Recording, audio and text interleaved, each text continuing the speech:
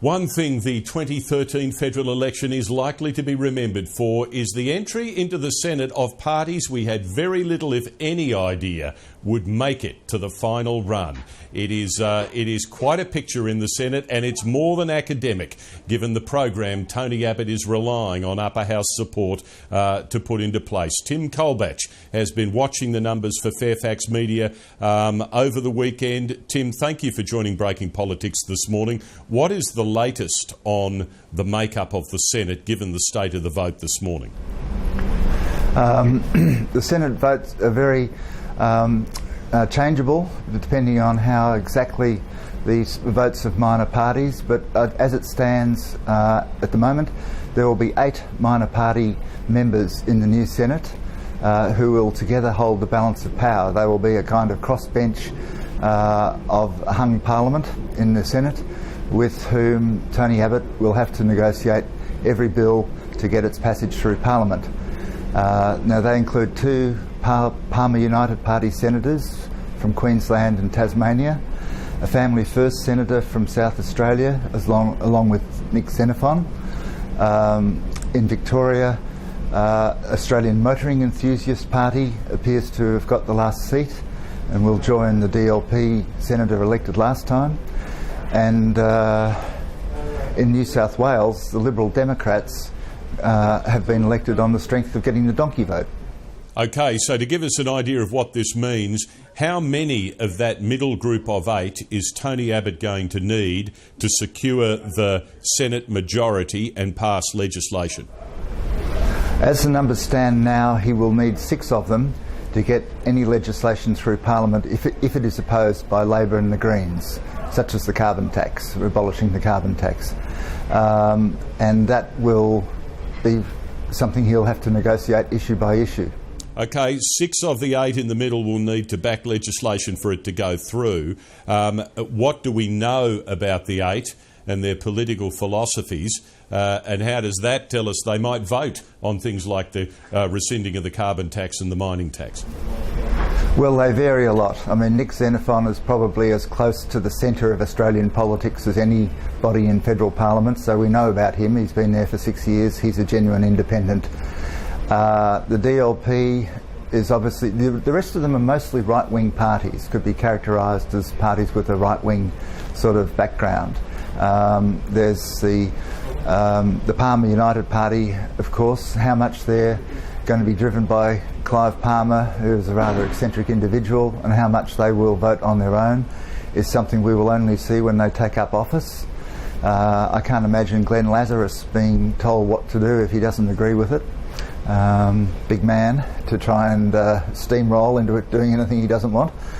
The Australian Sports Party, I forgot to mention before, elected in WA on current numbers with just 0.2% of the vote. Now, who knows what they will do? The guy who heads their ticket is a mining engineer, so presumably he's got the sort of attitudes you expect mining engineers to have, but apart from the fact that he likes sport, we don't know anything about him.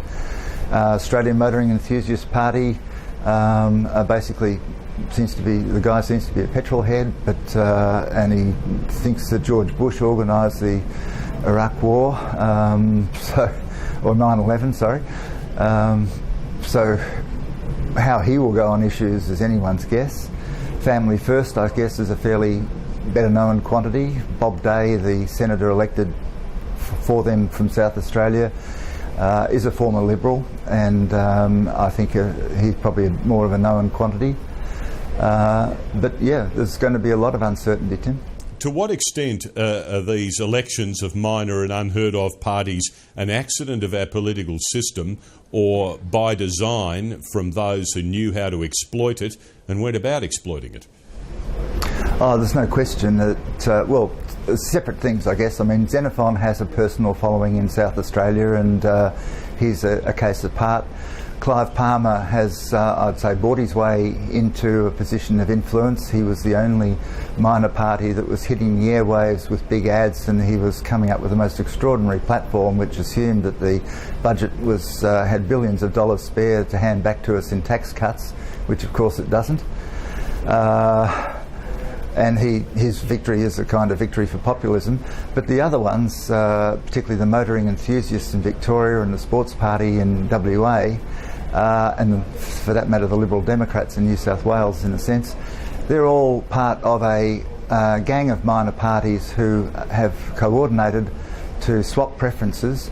This is a strategy which has been sort of pursued by a guy in Sydney called Glenn Drury, who was the sort of, not quite the founder, but the driving force of the Liberal Democrat Party that has now won a Senate seat there. And his strategy has been to organise the minor parties to direct preferences to each other, with one particular party in each, or a handful of particular parties in each state, getting the main benefit of those preferences. And that's why the motoring guy has got up in Victoria. And on current figures, although this could change, the Sports Party in WA. Okay, what is needed, or can this easily be corrected with electoral changes to the way the Senate works, or not? Yes, it can be. There are several changes you can make. The first thing is to make it more attractive for people to vote below the line where they can see where their preferences are going, by making it optional to put preferences. In the ACT, for example, you only have to put a 1 in the ballot paper, and if you don't have preferences for other candidates, you're not required to state them.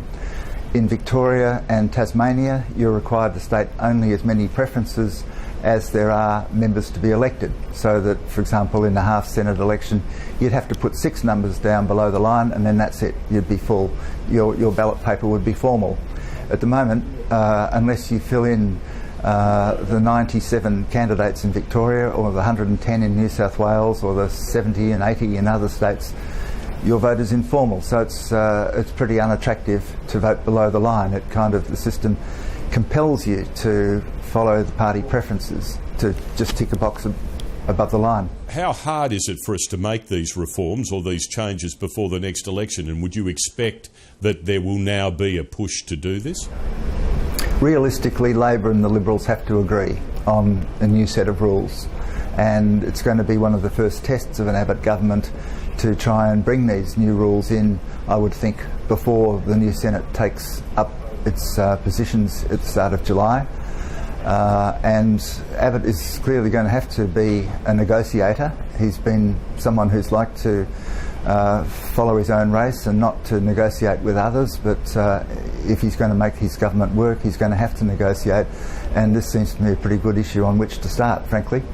And Tim, another reform is to set a threshold of 5% or so for any party to get elected to take up a seat, so that, for example, a party like the Sports Party with 0.22% of the vote would not qualify for getting preferences. And they do that in Germany and in New Zealand. Okay, new prime ministers and new governments have an awful lot on their agenda that they want to do. Electoral reform, typically what you would think would be weighed down Tony Abbott's agenda. If he doesn't do this, is there a real risk that this will go on happening, or is this just one of those blue moon kind of occasions that we can go, it doesn't matter long term?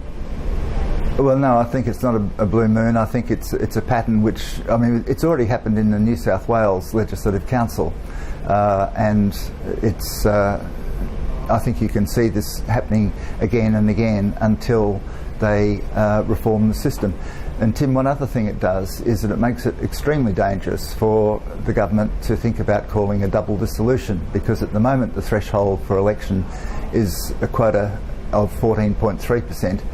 In a double dissolution where you have 12 senators to be elected, the threshold would drop to 7.7%, and that makes it a lot easier for even more of these micro parties to replace Liberals and Labor in the Senate. Before you go, Tim, a quick look at some of the interesting seats in the House of Reps. Where are, for example, Indi, Eden Monero and Fairfax up to in terms of their counts? Well, the Electoral Commission made some mistakes on Saturday night, and it's also got some thinking to do about how it does things next time, because it should have been quicker to respond when it was clear that its assumptions that it would be a fight, that Indi would be a fight between Liberal and Labor, and Fairfax would be a fight between Liberal and Labor, and for that matter Fisher in Queensland, Peter Slipper's old seat. In all those, it assumed that the fight was between Liberal and Labor, and so we don't have preference splits for the actual fight, which is in Indi is between Sophie Mirabella of the Liberals and independent Cathy McGowan. In Fairfax, Clive Palmer versus the Liberals. In Fisher, Palmer's candidate against the Liberals. So we've got no figures, Tim, for those splits. We don't know what's going to happen, but they will start doing a two-candidate preferred today. In the other seats you mentioned, in Eden Monero and Reid in Sydney, and I'm forgetting the other one now. But they're very close, and it will take McEwen in Victoria. It will take probably a few days of counting postal votes and absentee votes that haven't been counted, and there will be thousands of votes yet to be counted, and they should make it a bit clearer by the end of the week, I would think, how those seats will go. I think we should have a pretty good idea by the end of the week what the size of his majority will be. You might have thought you wanted to go home, Tim, but it sounds like you've got a bit more work to do. We've been greatly comforted to know your eyes are on the numbers. Thank you for your time this morning.